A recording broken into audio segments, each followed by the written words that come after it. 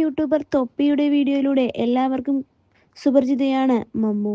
മമ്മുവിൻ്റെ വിവാദ പരാമർശങ്ങൾ സോഷ്യൽ മീഡിയയിലൂടെ ഇപ്പോൾ വൈറലാണ്.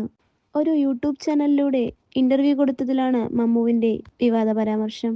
കുളിസീൻ ഒളിഞ്ഞു നോക്കിയെന്നും മറ്റു വീടുകളിൽ കല്ലെറിയാറുണ്ടെന്നുമാണ് മമ്മു പറഞ്ഞത്. ആ ഇന്റർവ്യൂ വൈറലായതോടെ വലിയ രീതിയിലുള്ള വിമർശനമാണ് ഉണ്ടായത്. അഭിമുഖത്തിലെ അവതാരകയുടെ പരാമർശവും വലിയ വിവാദങ്ങൾക്ക് വഴിവെച്ചിരുന്നു.